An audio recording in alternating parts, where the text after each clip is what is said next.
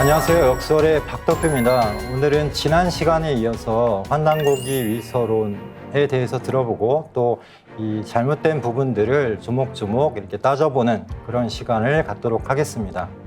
첫 번째는 지난 시간에 환곡에 대해서 했는데요. 이어서 환곡, 신시배달, 조선의 유적이 전혀 없다 이런 이야기를 합니다. 그래서 환곡을 말하거나 배달곡을 말하면 그런 유적을 대봐라 라고 이야기를 하는데요. 예를 들어 보겠습니다. 이 내용은 이제 우크라이나 국립역사박물관에 갔을 때 이제 찍었던 내용인데요. 환단고기 북콘서트에 이제 나왔던 내용입니다. 그래서 이 시베리아의 고대 주택인데 놀랍게도 2층 집으로 돼 있습니다. 당시엔 아마도 이 동물들의 어떤 침입 그런 걸 우려하고 또 밑에가 또 습지가 또 많았던 것 같아요. 그래서 이런 부분 때문에 2층으로 집을 지은 것 같습니다. 그런데 그 모습이요. 중세 유럽의 주택이라고 해도 손색이 없을 정도로 굉장히 잘 만들었죠.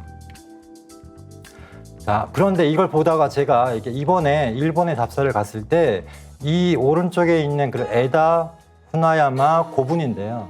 아마도 이제 백제계에서 만든 그런 고분 같습니다. 그래서 실제로 이제 배산이라고 부르는데 여기를. 그래서 일본의 고분에 이 전방 후원본입니다. 그 안에 이게 들어가 볼 수 있게 돼 있어요. 발굴을 해가지고. 그래서 거기를 들어가 봤더니 유리창 너머로 이런 석관이라고 부르는데 석관이 있는 겁니다. 근데 그 모습이요.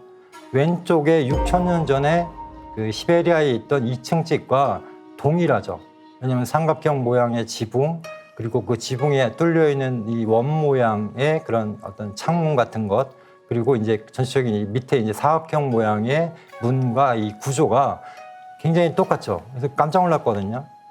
자, 실제로 가야의 집 모양 토기도 굉장히 비슷합니다. 그래서 왼쪽에 보시면은 이곳에 이제 위에가 뭔가 이렇게 뿔처럼 나와 있는데 왜 그러냐면 이것은 제사에 썼던 토기이기 때문에 위에 이제 볼록한 그런 그 구멍, 빨대 모양의 그것은 이 술을 붓는 그런 기능을 했던 겁니다. 그래서 앞에 이제 원형 그것도 이게 쭉 나와 있죠. 주전자 잎처럼. 그래서 위에 술을 붓고 이제 따를 때는 이제 앞으로 기울여서 따르는 건데요.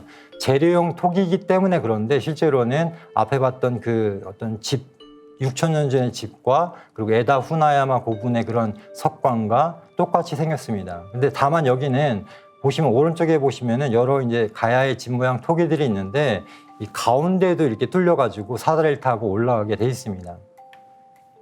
자, 이 원방각인데요. 한마디로 말하면. 그래서 이 원방각은요. 홍산 문화의 동산지 유적에서 출토된 탑형 질그릇이라고 합니다. 이걸 탑 모양으로 생겼다라고 해서 탑형 질그릇이라고 하는데 여기에도 보면은 정확하게 원방각이 그대로 새겨져 있습니다.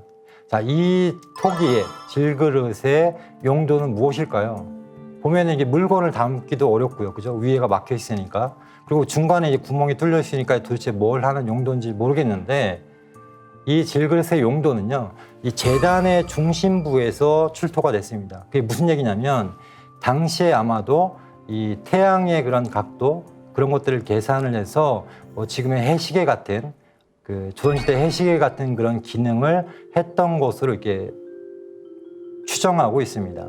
그래서 이 토기에도 이 하늘, 삼원과 그리고 땅을 뜻하는 지방, 방과 이 네모난 형태죠. 그리고 사람을 뜻하는 삼각형 모양이 그대로 이렇게 나타나 있습니다. 자, 그 다음에 또 보시면은 이 우크라이나 박물관에서 보여진 게 항아리는 항아리인데 마치 태극 모양으로 이렇게 생긴 항아리가 있습니다. 완벽한 이제 태극 모양이죠.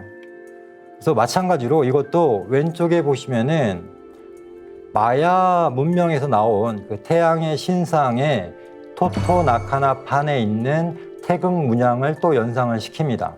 그래서 이 마야 사람들도 이 태극을 알고 있었던 것이고 아마도 어딘가에서부터 이게 전해졌겠죠. 그리고 이번에 사이토바루 박물관에 갔을 때도 마찬가지로 이렇게 목판에 이 태극 모양의 선이 이게 그려져 있는 것을 이제 발견을 했습니다. 네, 그래서 이 6,000년 전 그리고 수천년 전 그리고 뭐 1,000년 전에 그런 유적들이 서로 태극 모양으로 이렇게 서로 일치하는 것을 볼 수가 있죠. 이 태극 모양은요, 사실은 이 홍산문화 곡기나 하가정 하츠 문화의 토기에도 이렇게 보입니다. 그래서 실제로 이제 중국 사람들은 이렇게 고리처럼 나와 있는 이렇게 소용돌이 치는 모양을 곡운이라고 합니다. 그래서 구부러진 뭐 구름 모양이다, 뭐 구름 모양이다 또는 이렇게 고공 모양이다 이렇게 얘기를 하는데요. 이게 아마도 제가 볼 때는 이 태극 문양의 어떤 시초가 아닌가라고 생각이 됩니다. 이렇게 표시가 돼 있죠. 그래서 이건 홍사문화 6,000년 전과 하가점 하층문화 4,000년 전까지도 계속 이어지게 돼 있습니다. 자, 그다음에 이제 천마총 말다래에도 마찬가지로 아까 보신 어떤 고금 모양처럼 이렇게 구부러진 이게 양기가 이제 펼쳐져 나가는 걸 이제 표현을 한 건데요.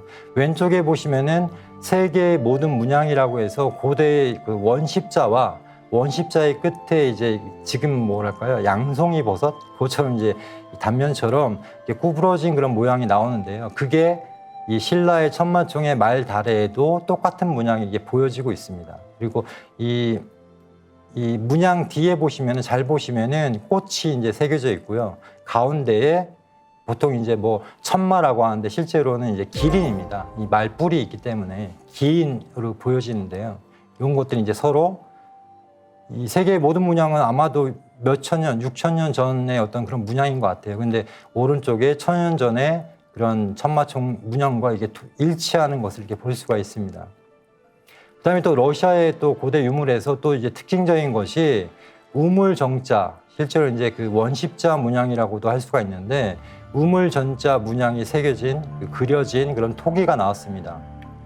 자, 이 우물정자 문양은요 수메르 문명에서 이 우물정자 문양이 이제 똑같이 나옵니다. 그런데 이 우문은 이 수메르에서는 이 우물정자 문양을 뭐라고 하냐면 우문이라고 부른다고 해요. 우문. 그래서 우리말로 하면 우물이고요. 수메르어로 하면은 우문입니다. 실제로 이 수메르 말에서 이 물을 문이라고도 했습니다. 그래서 이 우물은 수메르에서 우문이다라고 하는 어떤 언어적으로도 굉장히 유사한 것을 보이죠.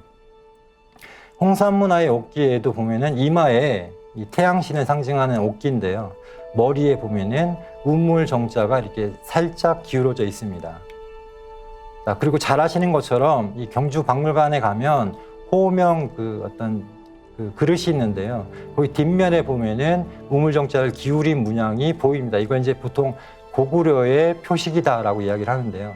오른쪽에 보시면은 가야에 갔더니 가야에도 마찬가지로 이 우물정자가 새겨진 토기들이 전시가 돼 있었습니다. 그래서 저는 뭐 설명문에 이게 고구려 문양이다 뭐 이런 얘기가 들어갈 줄 알았더니 없더라고요. 그냥 문양이 새겨진 토기라고만 되어 있는데 실제로는 우물정자가 새겨진 이 토기라는 것을 알 수가 있습니다.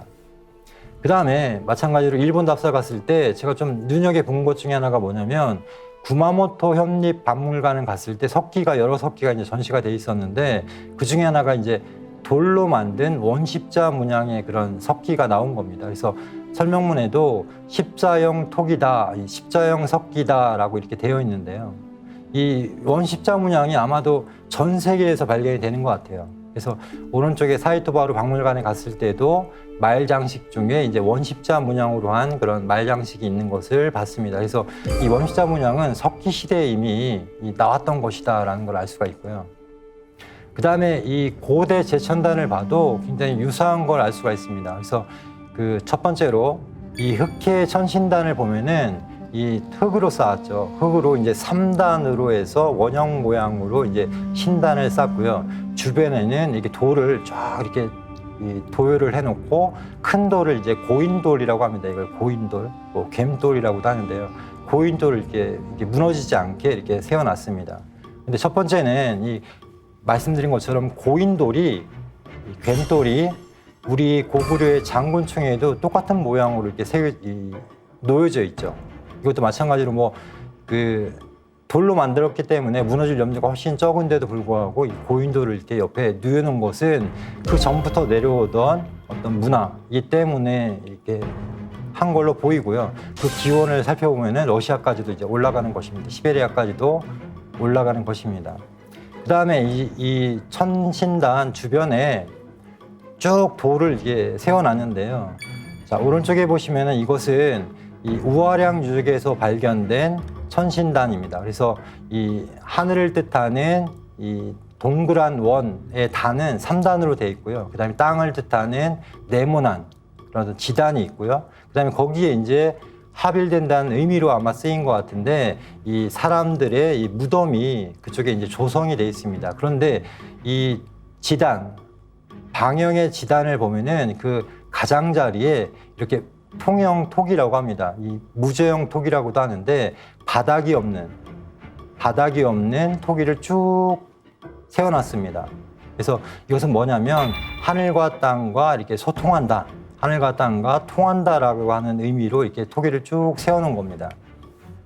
그래서 이 상방하원, 뭐 이렇게 하늘은 원이고 땅은 네모나타, 방형이다라고 하는 것은 이 단군 조선시대 때 초기에 이 첨성단에서 그대로 드러납니다. 그래서 이 첨성단은, 강화도 첨성단은 상반하원이라고 해서 하늘과 땅을 이렇게 뒤집어 놨어요. 이것을 이제 지천대라고 합니다. 그리고 이 신라의 경주에 그 첨성대도 마찬가지로 천원지방서를 따라서 하늘은 둥글고 땅은 모나다, 네모나타라고 해서 이 천원지방을 따라서 이 첨성대를 쌓은 거를 이렇게 볼 수가 있습니다.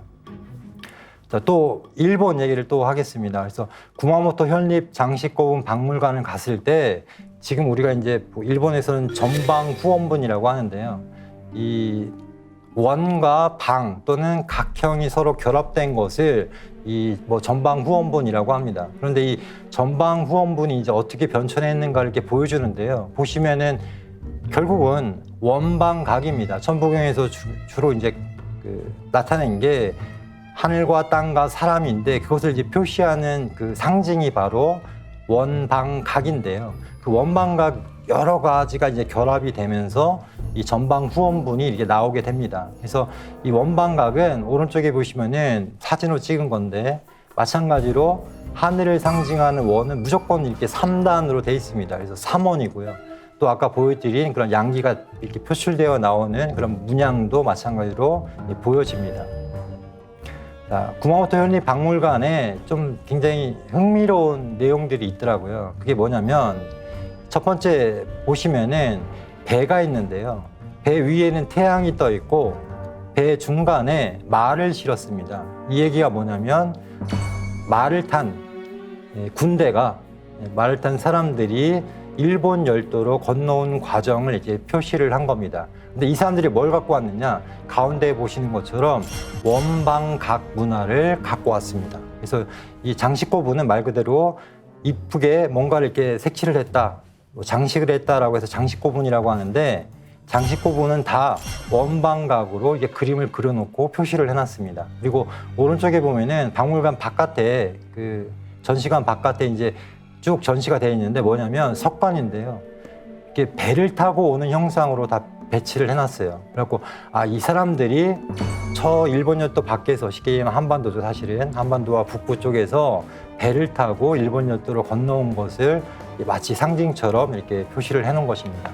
누구겠습니까? 그래서 누군지를 한번 찾아본 겁니다. 그래서 메즈라시카 고분에 보면은 이런 그림이 새겨진 돌이 있습니다. 그래서 바위가 있는데 이 그림을 이제 분석을 해놓은 겁니다. 일본에서. 그래서 보시면은 뭐 이 문양을 고사리라고 표현을 했고요. 고사리 문양이다라고 했고 배를 타고 오는데 이 위에는 뱀이 이렇게 덮고 있고 실제로 뭐 용이라고도 볼 수가 있겠죠.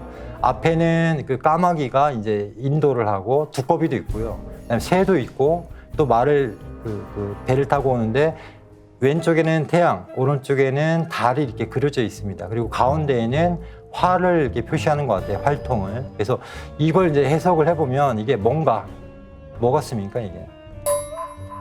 태양과 달과 까마귀와 두꺼비 하면 뭐가 떠오르냐면 고구려 벽화가 떠오르죠.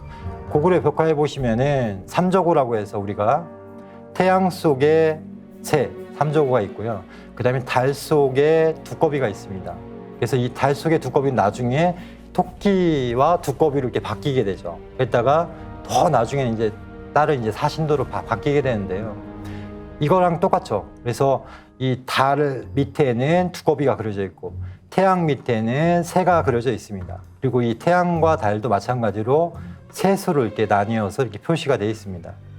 큐슈 지역에 제일 먼저 갔던 게 바로 이제 고구려 사람들입니다. 그래서 그 내용이 환단고개도 나오죠. 그 주몽에 이 주몽과 함께 이제 고구려를 개창했던 이 협보가 나중에 이제 큐슈 쪽으로 내려가서 이 아소산 근처에서 다파라국을 건설했다라고 하는 이야기가 이제 한당국에 전해지는데요.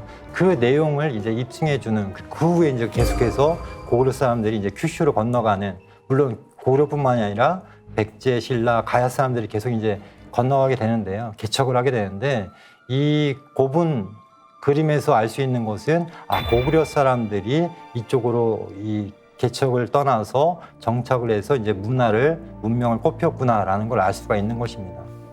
또 하나는 뭐냐면 이 일본 호교연에 고시키즈카라고 하는 오색총 고분이 있습니다. 그런데 이 고분이 굉장히 특이한 게 뭐냐면요. 고분 위에서 바깥 이제 방형, 네모난 그런 쪽을 보면은 원래는 이게 살짝 이렇게 뭡니까? 역삼각형, 이 사다리꼴로 되어 있는데 이 고분 위에 서서 이렇게 바라보게 되면은 정사각형으로 보입니다. 그리고 바깥에서 이제 다시 보면은 마찬가지로 이 역사각형으로 이렇게 보이게 되죠. 근데 이 관찰자 입장에서 이걸 다르게 표시를 한 거예요. 쉽게 얘기하면 착시 효과를 줘갖고. 그래서 그게 뜻이 뭐냐? 인중천지일이다라는 겁니다. 그래서 이 1번이라고 하는 지금 가장 이 원형 재단의 가장 중심에서 바라보면 이 방형이 정확한 사각형이 되는 거고요. 그래서 이게 무슨 뜻이냐면 피장자 혹은 여기서 이제 제사를 지냈던 제사장의 시점에서 보면은 천왕과 지방이 완벽하게 구현되도록 하는 거고요. 실제로 천부경에서 인중천주일, 사람이 천지의 중심이다라고 하는 것을 이렇게 표현하는 그런 전방후원분 문화다라는 걸 알 수가 있습니다. 그러면 이 전방후원분을 만들었던 사람들은 누구냐라는 거죠. 사실은 이 천부경 문화를 갖고 왔던, 원방각 문화를 갖고 갔던 그런 우리 한국인들이 아닌가라고 이렇게 생각이 됩니다.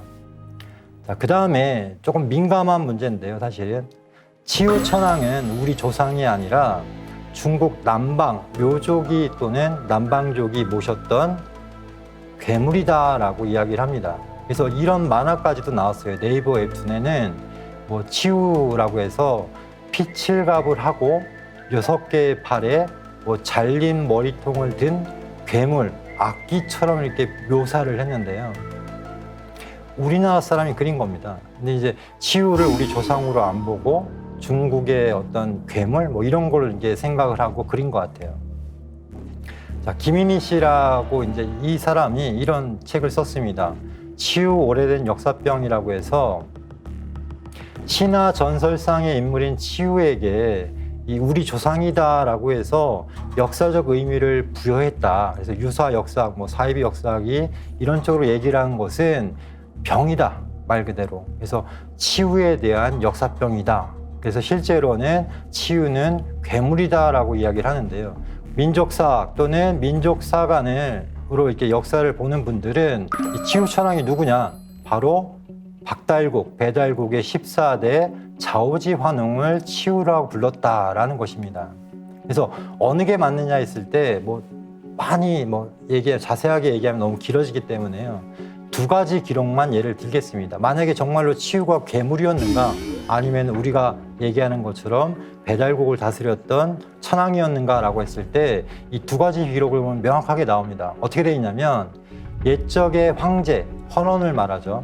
치우를 얻어 천도를 명확히 했다. 하늘의 도를 명확히 했다. 치우는 천도에 밝아 시간을 간장했다. 고대 사회에서요, 이 제왕, 천왕, 이 천자, 임금은요, 역수, 천문을 먼저 관장을 하는 것입니다. 그런데 치우는 천도에 밝아 시간을 간장했다라고 했을 때 이 문장만 보면 당연히 황제 헌원이 천자가 아니라 천왕이 아니라 치우가 천자이고 천왕이라는 것을 알 수가 있습니다. 두 번째는 로사에 나오는데요. 치우는 천부의 신이다라고 되어 있습니다. 이 천부를 갖고 있는, 천부를 능히 그 조화권을 부리는 또는 천지의 이치를 밝히는 그런 신이라고 되어 있기 때문에 누가 뭐라고 해도 치우는 천자고 천왕이라는 것을 알 수가 있습니다. 그런데 이것이 이제 뒤바뀌게 됩니다. 이 뒤바뀌는 과정이 사실은 이제 사기 오제본기에 들어가는데요. 이 사마천은 사기에서 헌원을 황제로 이게 추존을 합니다. 그러면서 치우를 마치 그 어떤 황제에게 그런 패장으로 이렇게 그 기록을 하는데요. 실제로는 그 내용이 나옵니다. 헌원은 관명을 모두 운명으로 하니 운사가 되었다라고 하는 기록이 있는데, 이게 뭐냐면 우리 삼국유사에도 나오고요, 환단고기에도 나오지만은 초대 환웅 천황이 동방으로 떠나오실 때, 개척을 하실 때 풍백과 우사와 운사라고 하는 300을 거느리시는데, 300 중에 하나의 관직이 바로 운사입니다. 그런데 헌원이 운사라는 말은 뭐겠습니까? 당시에 치우 천황이시고 이 그 세 개의 관직 중에 하나인 운사로 이렇게 추존을 했다라는 겁니다. 그 다음에 이제 박병섭 그 선생님이 치우 천황과 운사 헌원 사이의 관계에서 이런 전승 과정을, 그러니까 잘못된 그런 전승 과정을 다 이렇게 밝혀놨습니다. 그래서 이 공선 헌원 같은 경우도 운사 간직이 환웅의 세 신하 중에 하나라는 것을 모르고 운사 간직을 이 신격으로 오독을 했다라고 이렇게 이야기를 합니다. 자, 그 다음에 7대 환인의 평균 수명이 너무 길다라고 하는 주장이 있습니다. 이게 뭐냐면 환단고기에 보면은 이 환국 시대의 통치자였던 환인이 7분이 계신데 7대에 걸쳐 있는데, 이분들의 평균 수명이 계산을 해보면 약 470세가 됩니다. 그래서 아니 무슨 사람이 몇백 년을 사느냐, 그건 말도 안 된다라고 해서 이제 위서의 어떤 근거로 이야기를 하는데요. 이 고대 사회는 뭐 예전에 말씀드린 것처럼 지금의 상식으로 좀 이해하기 어려운 그런 내용들이 있습니다. 예를 들면 뭐 성경 구약에도 보면은 이스라엘의 역사서잖아요, 사실은. 그래서 아브라함이 175세를 살았다고 나옵니다. 그래서 실제 아브라함이 이제 자식을 처음 낳을 나이도 100세라고 이야기를 하죠. 지금으로서는 정말 말이 안 되는 얘기인데 하여튼 이런 기록이 전해집니다. 그리고 황제 내경에도 보면은 이 황제와 기백천사와 이제 대화를 나누는데 황제가 이렇게 얘기를 합니다. 옛 사람들은 100세가 넘어도 이렇게 정정했는데 지금 사람들은 왜 50세만 되어도 벌써 이렇게 쉽게 얘기하면 골골대느냐? 라고 해서 이제 질문을 하니까요. 이 기백이 그런 말을 합니다. 옛 사람들은 천도를 따라서 순리에 맞게 이제 정기를 보존하며 살아서 그렇다라고 이야기를 하는데요. 그러니까 이 황제 내경에 나와 있는 것만 봐도 옛 사람들은 100세까지도 어떻게 보면 청춘이었다라는 겁니다. 그다음에 오른쪽에 보시면은 이런 내용이 나옵니다. 이 고문인데요. 어진 사람이 다스렸는데 그때 군자가 있었고 불사지국이 있었다. 이게 바로 이제 동의를 이야기하는 겁니다. 그래서 불사지국이라는 것은 뭐 죽지 않는다는 뜻인데 그만큼 오래 사는 그런 나라가 있었다. 고대에는 이 얘기를 하는 겁니다. 그래서 이걸 이제 문명의 황금 시대라고 하는데 이상하게도 고대 기록들에는 이렇게 사람이 정말 오래 신선처럼 오래 사는 그런 시대가 있었다라고 하는 기록들이 남아 있습니다. 그래서 실제 뭐 구약 창세기 족장들의 수명을 제가 이렇게 따져 보니까요, 이 아담이 약 뭐 6,000년 전 사람이라고 이야기를 하는데 이 평균 수명을 보면은 노아부터 에벨까지요, 평균 수명이 577세입니다. 그런데 벨렉부터 아브라함까지는 206세로 절반 이상이 줄어듭니다. 이유가 있겠죠, 사실은. 그래서 이 구약은 사실은 이 577세라고 하는 평균 수명을 기록을 했는데, 예, 이걸 한번 참고를 해야 될 것 같아요. 지금도 사실은 이 장수마을이 있습니다. 이 조지아 공화국이라고 해서 이 흑해 연안에 있는데요. 요즘 이제 여행 유튜버들이 이 조지아를 많이 갑니다. 이상하게. 왜 가는지 모르겠는데 하여튼 자연 풍광이 아름다워서 가는 것 같은데, 이 조지아 공화국에는 지금도 170세까지 살았던 사람이 있습니다. 그래서 디팍 차프라가 사람은 늙지 않는다라고 하는 책에 120세, 130세, 심지어 170세까지 사는 사람을 봤다. 그런 사람들이 있다라고 이야기를 합니다. 그래서 이 나이가 들어서 지금 평균 수명이 많이 늘긴 했지만 100세를 대부분 못 살잖아요. 근데 하버드대에서 뭐 이 책이 나온 게 뭐냐면 노아의 종말이라고 해서 원래 인간이 이렇게 늙는 것, 노아라는 것은 원래 자연적인 것이 아니고요. 질병이라고 이야기를 합니다. 과학자들, 요즘 의학자들이. 그래서 이 노화는 이 질병이기 때문에 이걸 치료할 수 있다. 그러니까 노화 속도가 사실은 이 동양인하고 서양인하고 달라요. 피부 노화 같은 경우도 동양인들이 나중에 한번 그 외국에 나가서 이야기를 나누다가 서로 몇 살이냐고 물어봤을 때 뭐 내 나이, 이 동양인들이 나이를 얘기하면요, 서양인들이 대부분 굉장히 놀랍니다. 뭐 예를 들면 30살인데 뭐 20대로 봤다, 뭐 아니면 뭐 10대로 봤다 이렇게 얘기를 하거든요. 왜 그러냐면 피부 노화 속도가 좀 다릅니다. 동양인과 서양인과. 그것처럼 이 노화라는 것도 이제 이 지금 현대 문명에서는 오히려 이제 질병으로 이제 얘기를 하고 이 노화를 없애기 위한 또 노화를 늦춰서 오히려 거꾸로 이제 다시 젊은 그런 몸을 갖기 위한 그런 연구가 정말 활발하게 진행이 되고 있습니다. 그래서 고대에는 결론적으로 이 태백일섬 황곡봉기를 보면은 이 환인의 그런 그 모습에 대해서 이렇게 얘기를 합니다. 처음에 환인께서 천산에 머물며 득도하며 장생하시고 몸을 잘 다스려 병이 없으셨다. 그러니까 신선 시대였다는 겁니다. 그래서 환인, 천재는 이런 고대의 선인 시대에 쉽게 얘기하면 최고의 신선이고 그런 선문화를 여셨던 분이다라는 걸 알 수가 있습니다. 이 태백일섬 황곡봉기를 쓴 분이 이런 내용들을 다 알고 지금처럼 다 알고 쓴 게 아니잖아요.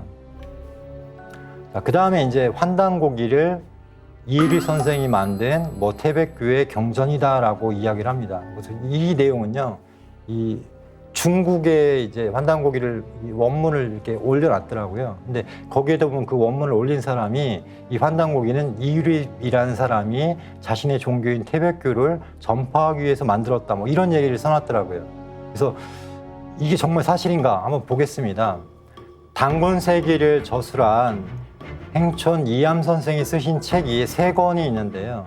바로 농상집요와 단군세기와 태백진운입니다. 그래서 농사법을 정리한 게 바로 농상집요고 또 이 당시에 쉽게 얘기하면 문화 시종을 지내셨기 때문에 이 백성들의 삶, 경제적인 삶에 대해서 굉장히 관심이 많으셨고 그걸 위해서 이제 농상집요를 쓰신 거고요. 그다음에 단군조선의 역사서를 정리한 단군세기를 쓰셨고 마지막으로 우리 민족의 이 고유의 사상과 철학, 정신을 정리한 태백진운이라고 하는 이 책을 쓰셨습니다. 그래서 태백진운은 지금도 남아 있습니다. 그래서 이 태백진운의 내용을 이렇게 살펴보면은 정말 이 고차원적인 그런 우리 민족의 그런 정신, 문화, 철학, 사상들을 이렇게 정리를 해놓으셨는데 이 태백교라는 것은 다른 게 아니고요.